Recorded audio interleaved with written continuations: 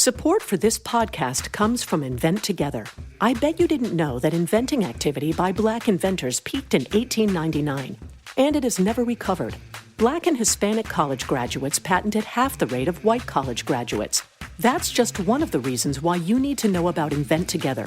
When our patent system gets more diverse, our nation will get stronger and more successful. Find out how you can help diverse inventors and unleash economic opportunity at inventtogether.org. Every day can bring changes, challenges, and opportunities that can also change your personal or business financial goals and priorities. As a true partner, Sandy Spring Bank can make it all a bit easier. Someone who really listens, understands, and then creates solutions in hard times and good times. We'll always strive to be your advocate, today and every day. That's real banking for real life and real business. Visit sandyspringbank.com/real. Member FDIC. Welcome to the New Books Network. Hello, and welcome to the New Books Network. My name is Akash Nandache. I'm a regular host for the Animal Studies channel. And today I'm joined by Dr. Michael B. Prince, who's Associate Professor at Boston University, and he'll be discussing his wonderful new book, The Shortest Way with Defoe, Robinson Crusoe, Deism, and the Novel. Dr. Prince, thank you so much for being here. Welcome to the podcast. Thank you for having me. It's a great delight to join you. I had a great time reading this book, and it presents an innovative look at a true classic of English literature. And I thought that we could begin by discussing how your study differs from some of the historiography, some of the traditional readings of Robinson Crusoe. Could you please introduce your novel angle and also Charles Leslie, for those of our listeners unfamiliar with him, and his relationship with Defoe? Oh, sure. I like to tell the story of how the book began. There's a funny scene in the movie by Woody Allen called Zelig, in which he's put under psychoanalysis to figure out why he's adopting so many personalities. And as he's hypnotized, and he admits under hypnosis that he never read Moby Dick, at which point the psychiatrist burst into laughter. And I was teaching Robinson Crusoe again for the 100th time, about 2016, and realized that I had never read Robinson Crusoe, really. I mean, it's a trilogy. It has 3 parts, and people normally refer to Robinson Crusoe. They really mean only the first part. So I decided what the hell, and I tackled the second and third parts, which I'd always heard were pretty bad, which they are. But at the beginning of the third part, I encountered a very strange passage. And in it, the narrator, who's our Crusoe, Robinson Crusoe, says of Don Quixote, the famous history of Don Quixote, a work which thousands read with pleasure, to one that knows the meaning of it, was an emblematic history of and a just satire upon the Duke de Medina Sidonia, a person very remarkable at that time in Spain. I thought, well, that's funny. I'd never seen that in the scholarship. And then the passage continues singling out a malicious and foolish writer who, in the abundance of his gall, spoke of the quixotism of our Crusoe, as he called it. He showed evidently that he knew nothing of what he said, and perhaps will be a little startled when I shall tell him that what he meant for a satire was the greatest of panegyrics. And it really struck me that, first of all, Defoe seems to be making up a rumor that Don Quixote was entirely a satire written against one person. And I started asking around with Spanish scholars, is this true? And they said, well, yeah, the Duke de Medina Sidonia was one of the enemies that Cervantes was attacking, but not the enemy. And then I started inquiring with the Defoe scholars, what could this possibly mean? Is he suggesting that there was an enemy, a nemesis, on par with this Duke de Medina Sidonia, who somehow was the origin of Robinson Crusoe? As the passage continues, he stops this line and says, well, we're not going to talk about this anymore, lest I give away the origin of the original. The origin being, as I understood it, the cause or the motivating factor for Robinson Crusoe in the original being this nemesis that he's pointing to. So the scholars I asked about this all said it was not a real clue.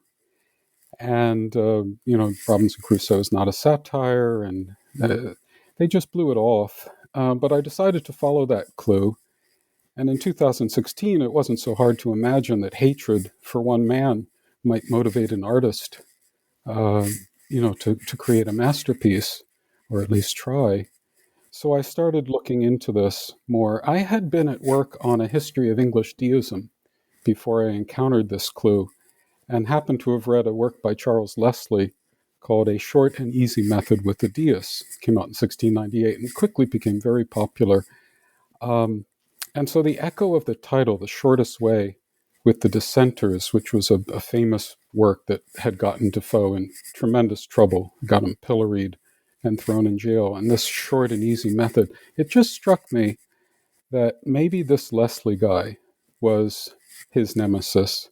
And so I started, following out that lead, more like an investigative reporter, or even a detective looking for clues to a murder, than maybe the traditional scholar. And this led me in directions that ran pretty much counter to the received scholarship on Defoe, because this person, Charles Leslie, who was the leader of the Jacobites at the time, that is the main intellectual, the most prolific, contentious polemicist supporting the banished Stuart succession. He was a very considerable person and an angry person. And it turned out that there were a lot of clues that linked Defoe to this man. And I was able to piece together a new history of Robinson Crusoe just by sort of following the clues where they led. Thank you for that answer. This is primarily a tale of revenge, and of a most subtle and gradual sort. I think it's worthwhile to explore the need for this subtlety on the part of Defoe, as on one hand, he's demonstrating his wit and spinning this impressive web, while on the other, he's dodging the licensing authorities and being attacked by some critics and going through pains to remain undiscovered. Could you expand on his predicament in this regard? Sure. I think it's a predicament that artists today have encountered as well. I mean, how do you counter a truly hateful individual who's very powerful and who is simultaneously in control of sort of religious authority, political authority, and is also a resourceful writer? This was Charles Leslie, and he was a formidable adversary. So there is a tactical aspect of this question, and there's a famous response that he had to not Leslie but Jonathan Swift, where he's dealing with this issue. How do you counteract the baneful influence of someone you despise without simultaneously writing like that person or sounding like that person? And again, I think it's a problem that artists today have really been struggling with. I thought I'd read a passage about Swift, but it applies to Leslie as well. He says, in pursuing an enemy that has neither acted the gentleman or the Christian, methinks no man ought to expect our keeping any rules. The question will be what way to deal with this man-monster, and with what weapons we must fight him. It is usually esteemed the most honorable way of fighting to beat a man, as they call it, at his own weapons, that is, to take the same arms which his enemy is most master of. But I must be deprived of that honor. It can't be practiced here, for the adversary begins with lying, a weapon at which I acknowledge myself no match for him. Defoe's being ironic, of course. One critic, Paul Dotton, calls him a great liar, perhaps the greatest liar of all time. It's part of the difficulty of dealing with Defoe, is you just don't know where truth is or authenticity. But it does raise the issue of what kind of response to Leslie would be adequate to the challenge and would not mire Defoe in the same mud that his enemy was slinging. There is also, I think, a tactical question as regards safety. I mean, Leslie could attack Defoe openly. Leslie called for Defoe's punishment. He called for corporal punishment against Defoe. The reverse was not necessarily true. Defoe had to be much more circumspect about how he attacked. And we see this in The Shortest Way with the Dissenters, where he actually impersonates his enemy so well that the enemy doesn't know it's being impersonated.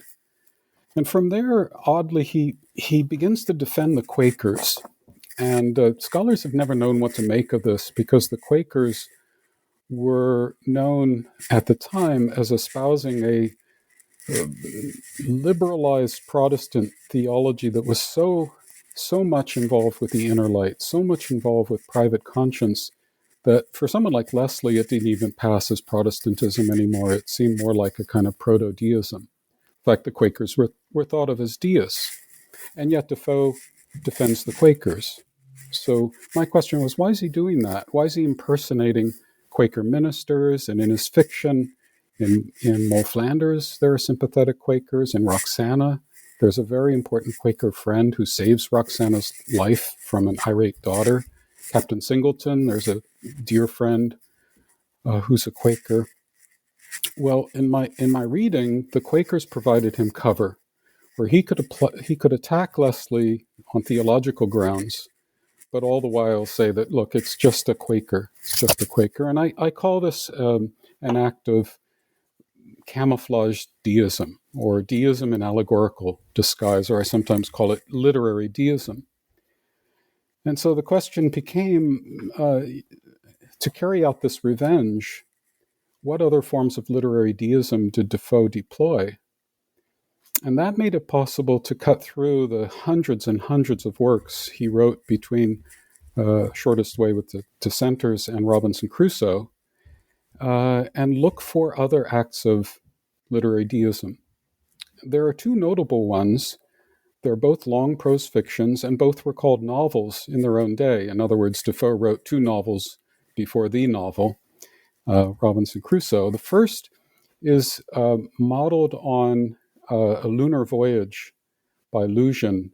Lucian was a 2nd century Syrian Greek satirist who was known as an atheist, suspected of being a homosexual, and very much anti-Christian.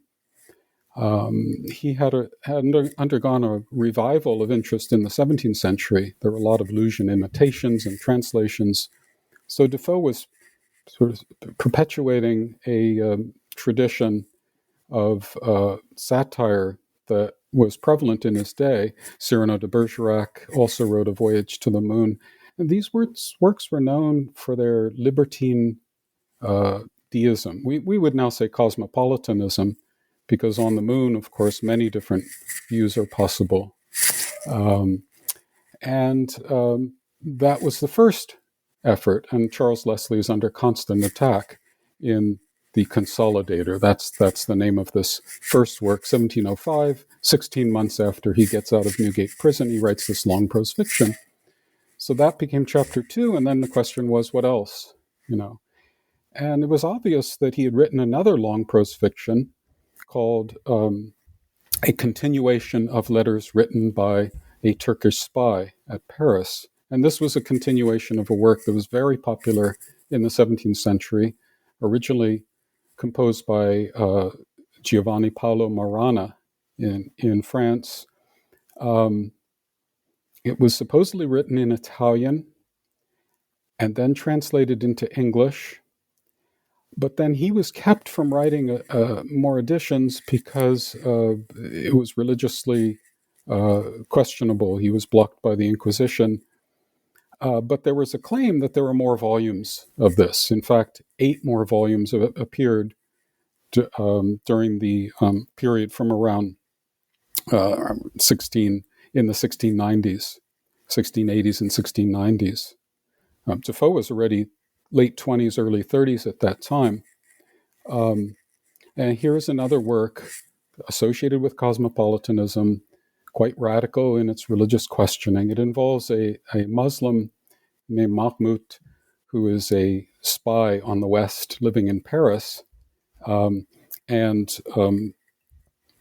it too was accused of cosmopolitanism and deism. So here's Defoe imitating these two works, proto-novels, both deists, and also getting in trouble for them.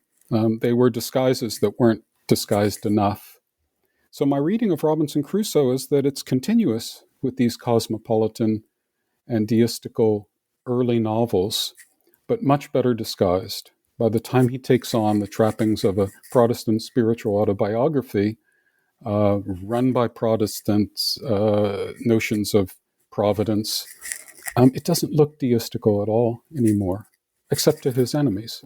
They too saw through the mask of Robinson Crusoe. So the revenge is subtle and indirect, and so subtle, you might say, that no one's picked up on it for 300 years. I guess your listeners should realize that this view of Robinson Crusoe as a disguised satire is not widely shared. This episode is brought to you by HP Plus. In a world full of smart devices, shouldn't your printer be smart too? It is with HP Plus. These printers know when they're running low, so you always get the ink you need delivered right when you need it. Plus, you save up to 50% on ink, so you can print whatever you want, as much as you want, anytime you want. Huh, that is pretty smart. Get 6 free months of instant ink when you choose HP Plus. Conditions apply. Visit hp.com/smart for details. This episode is brought to you by Madewell. Ready to step up your denim game? The experts at Madewell use premium fabric and the latest denim technology to make super comfy, never want to take them off jeans in fits and styles for everyone. The kind of jeans you'll reach for again and again. Get $20 off your online jeans purchase by using code Spotify20 at Madewell.com. Terms apply. Please see Madewell.com/promos for full offer details. Perhaps not yet, but it's quite remarkable. And on this topic of camouflage and disguise, it begs the question of mode, and clearly metaphor and allegory are extremely important to Defoe and as well as his critics. And I couldn't help but notice, given my own research interests, how within these metaphors there's an abundance of human-animal associations, as there are in many 18th century writings. And I wondered if animals or are there other themes that help Defoe in particular disguise his attacks that he might have had an affinity for? Oh, that's a lovely question. It's the sort of question that draws an author's attention to aspects of the book that he perhaps wasn't fully aware of. But now that you mention it, there are a hell of a lot of animals here. Yeah. Starting with the cover of the book, I decided to put on the cover a illustration that a Swiss artist named Dumoulin, drew in around 1810. And he picked up on the scenes at the end of part 1 where Crusoe and his party, including Friday, are trekking across the Pyrenees, and they run into a freak snowstorm. And they're attacked by a ravenous wolf and a lumbering bear. And critics have never known what to make of this. One scholar I read from an ecological point of view sort of complained that Defoe was really hard on animals and that was just making fun of this gratuitous animal killings at the end, just as a sort of a lark, so to speak, and just to, end the book on a amusing note. And in fact, Friday is trying to amuse his party when he lures the bear up into a tree, out onto a thin branch, lets himself down, and as the bear shimmies down the trunk, he shoots the bear in the head. But starting from the premise of revenge, I couldn't help but wonder whether this wolf, who's shot just before the killing of the bear, and then the bear, might be figures for human beings that Defoe hated. And sure enough, if you follow out the story, the use of animals to attack people in a polemical context was quite frequent, as it is today. Think about scoundrels who refer to women by their, as dogs and this sort of thing. We hear this all the time, even at the highest echelons. And so it's a common practice, and certainly Defoe was subject to a tremendous amount of this kind of thing. Leslie called him a wolf over and over. Leslie wrote a piece called "The Wolf Stripped of Its Shepherd's Clothing," drawing on the biblical analogies, but the wolf was Defoe, and the shepherd's clothing was his Quaker mask. And the idea was, if you strip the wolf of his shepherd's clothing, you turn up the deist. That's what Leslie thought. Leslie also attacked William Penn in a piece called "The Snake in the Grass." So he had transformed this eminent early Quaker into a snake. Leslie wrote one called "Salt for the Leech." Lovely. And so Defoe got him back, you might say, by transforming Leslie into a wolf at the end. And the bear is someone named Henry Sacheverell. When The Shortest Way with the Dissenters came out, and Defoe was trying to defend himself, he said, "What did you want me to do? Write on the cover as the Dutch do, with an arrow saying, 'This is the man and this is the bear.'" And also there is the Barabbas, the biblical thief who was arrested with Christ, and the crowd granted clemency to Barabbas and crucified Christ. And Defoe draws that analogy as well, because Defoe was imprisoned and pilloried. Henry Sacheverell was celebrated in 1710 for a sermon that had also caused him to be put on trial. So Barabbas, bear.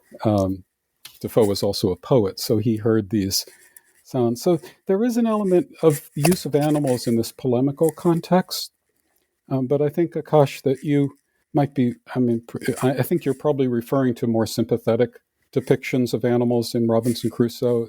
And it is really important to note that. I mean, Crusoe's all alone, right? And animals for him are tremendously important. He rescues a dog from the wreck and 2 cats. And the dog is with him for something like, I think he says 15 or 16 years. He was a very pleasant, loving companion to me for no less than 16 years of my time, and then died of mere old age. You get these stories of actual castaways who go crazy after like 18 months. He's there for 28 years. But the animals helped him. Remember, he befriends a parrot. I saw abundance of parrot, and fain would have caught one, to have kept it to be tame and taught it to speak to me. So he catches a young parrot and brings it home. But it was some years before I could make him speak.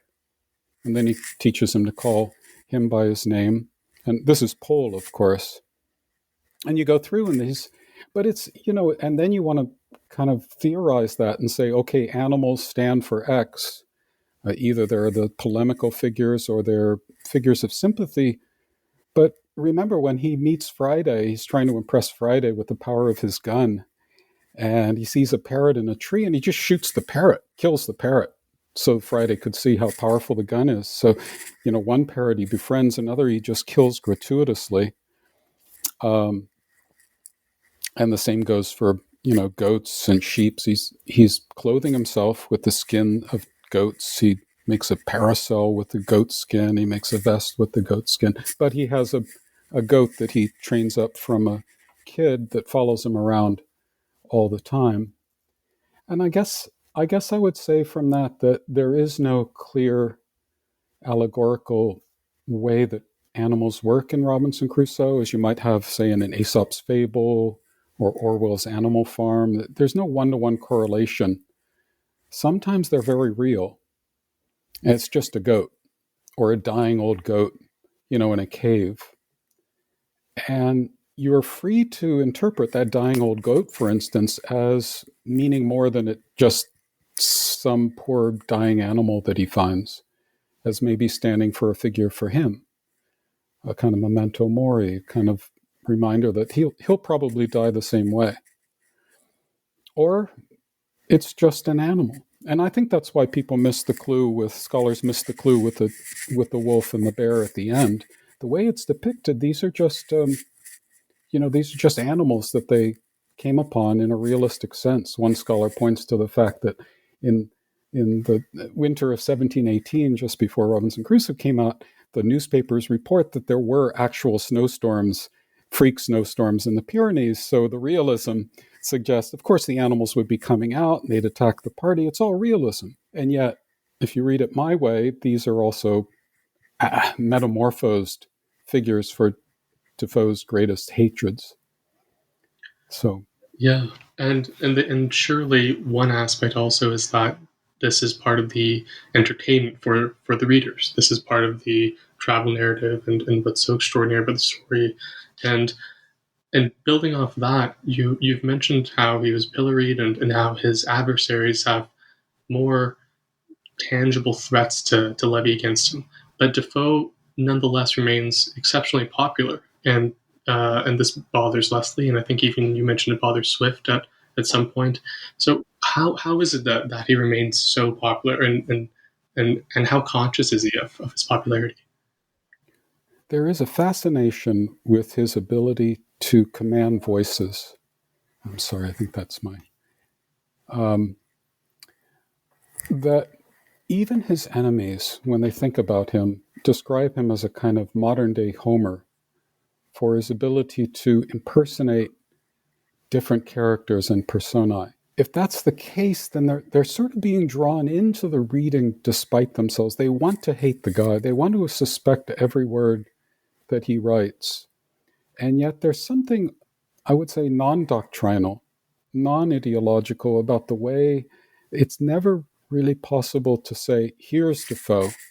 Defoe and Crusoe are the same. When Crusoe performs his, when he sells Jury into slavery, or when he begins to colonize the island in Part 2 and trusts the Catholic missionary to convert all the natives to Catholicism,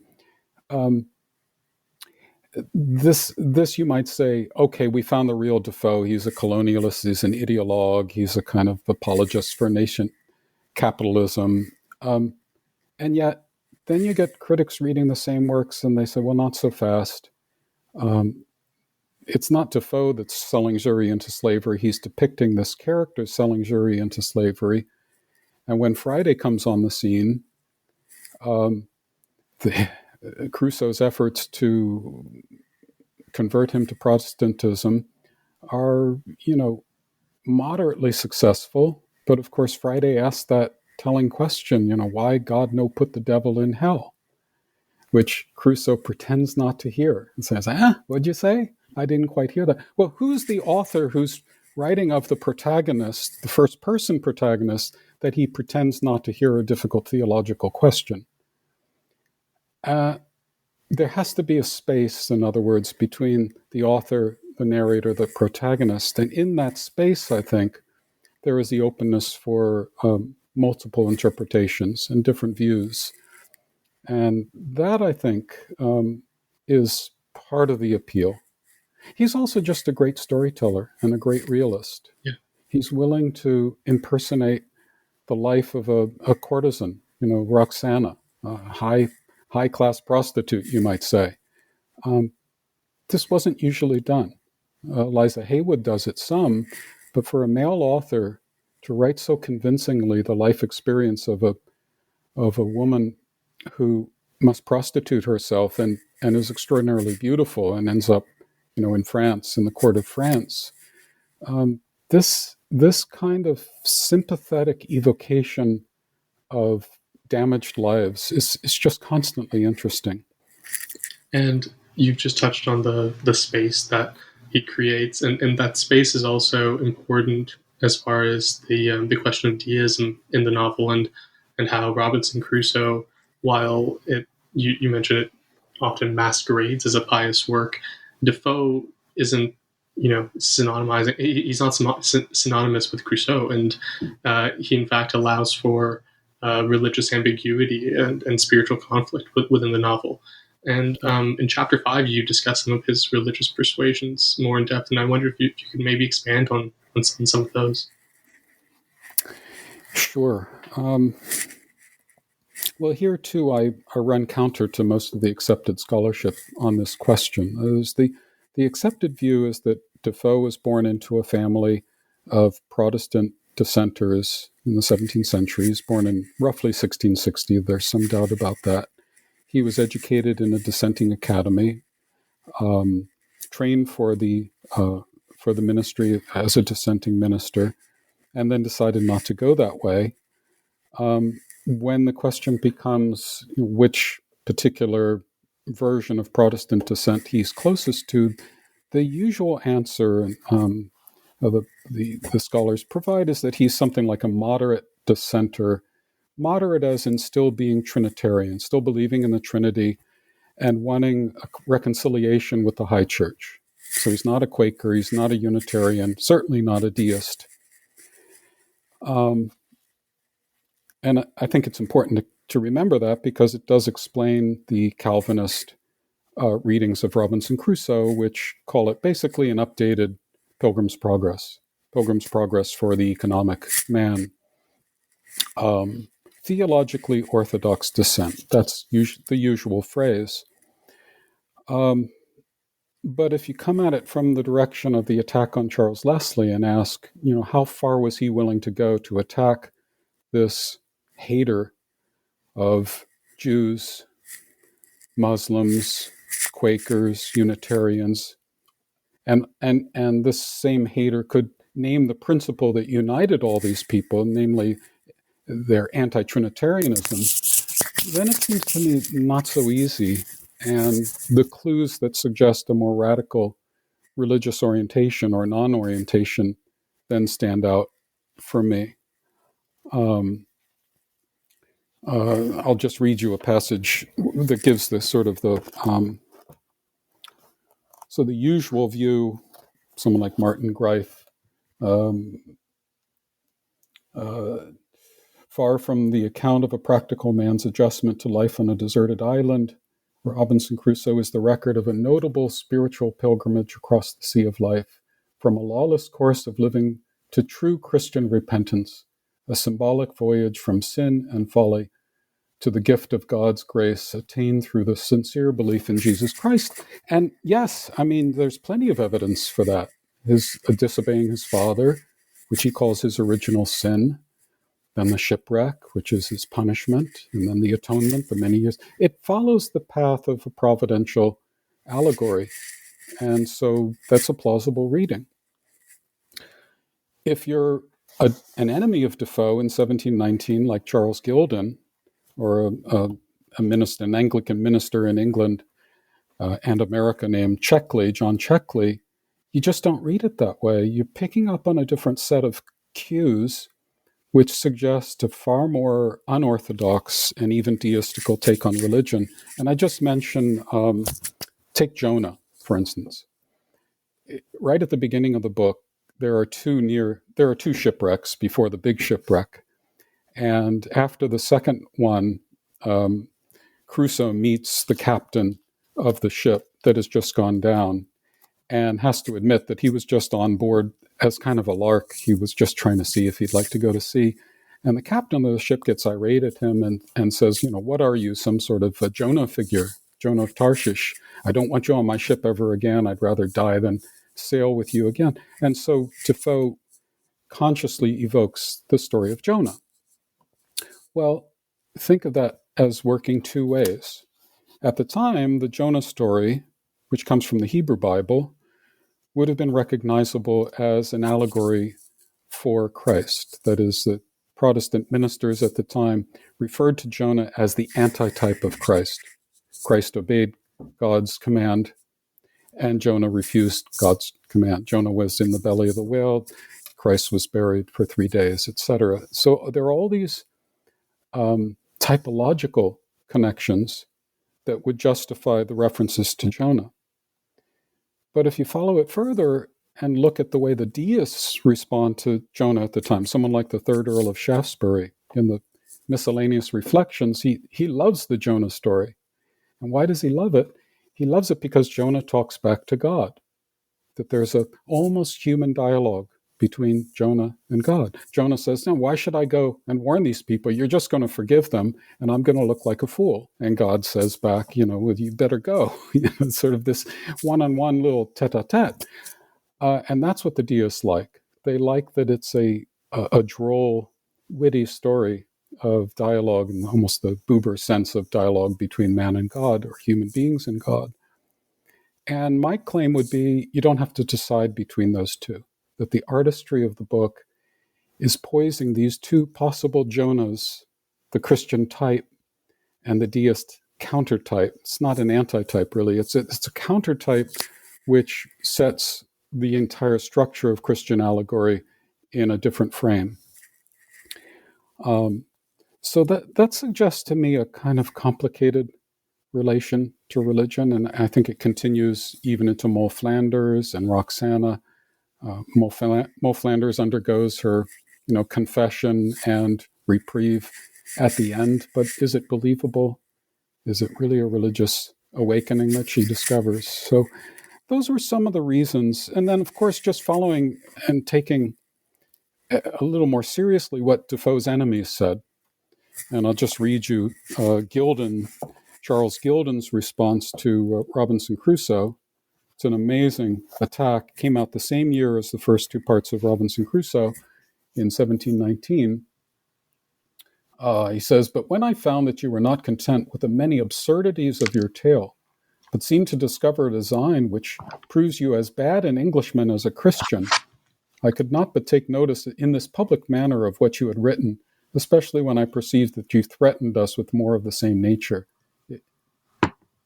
If by this I can prevent another accession of impieties and superstition to those which the work under our consideration has furnished us with, I shall not think my labor lost."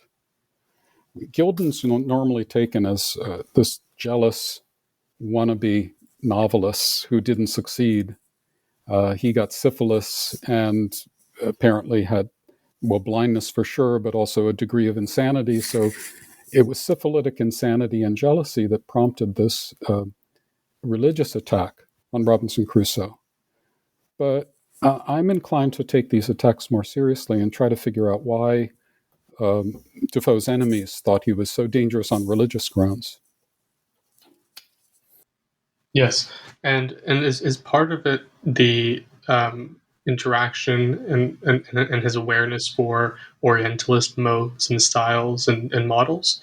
You've mentioned the Turkish spy, but I wondered if how that plays into your research here. Yeah.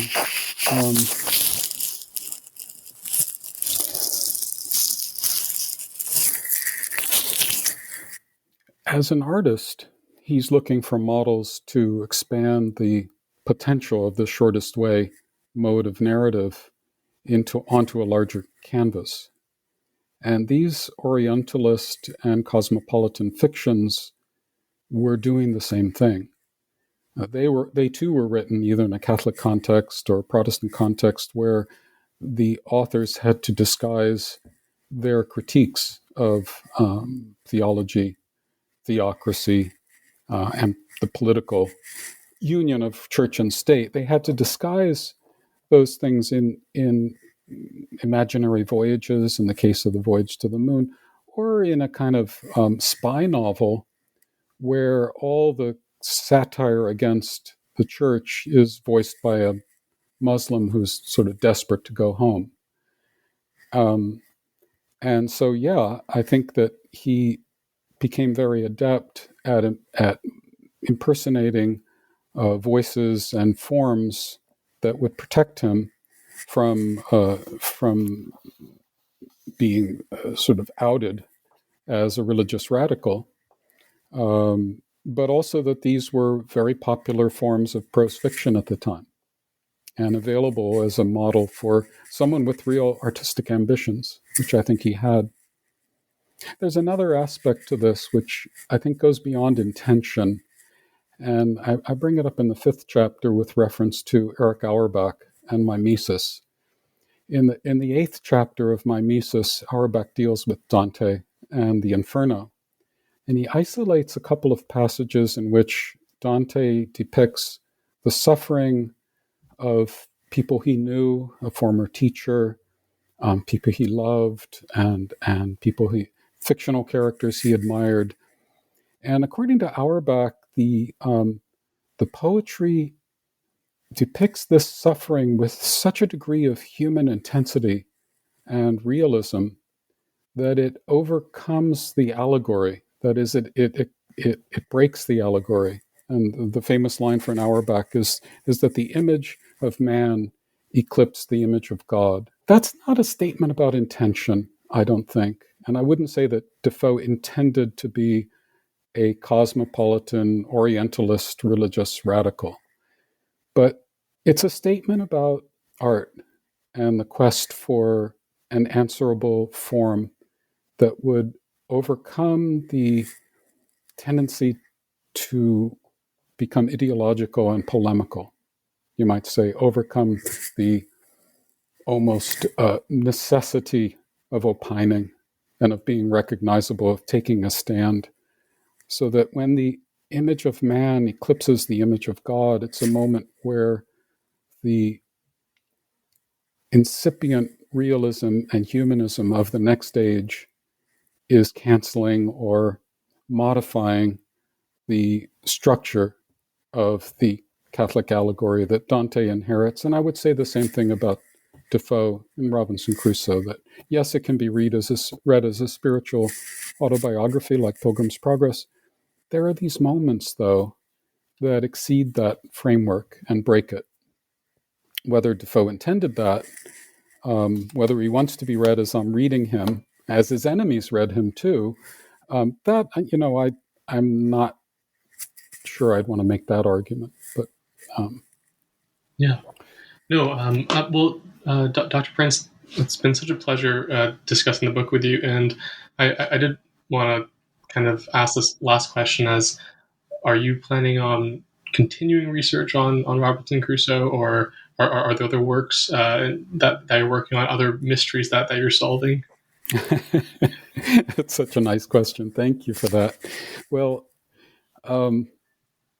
you can imagine my amusement when I discovered that a book that came out in April of 2020, in the midst of the pandemic, doesn't even have Defoe's Journal of the Plague Year in the index. I don't even mention it. It came out in 1722. It's after Crusoe, but I think there's room for a couple of chapters, certainly, on the Journal of the Plague Year and Roxana.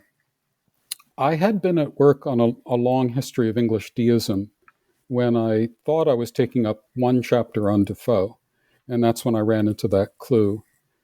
And I constantly had to backfill the history of deism to tell the story because it hasn't really been written. There's not a good account that takes you from Lord Herbert of Cherbury, roughly in the 1620s, to George Eliot, the first translator of Spinoza's Ethics.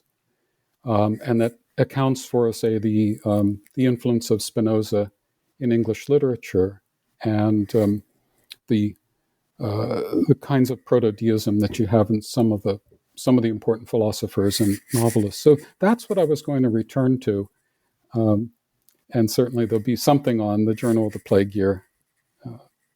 Well, I look very forward to reading it. And Dr. Prince, thank you so much for taking time to speak with us. To our listeners, thank you. And the book is The Shortest Way with Defoe, Robinson Crusoe, Deism, and the Novel. Dr. Prince. Thank you. Thank you for having me. Thank you. Great honor.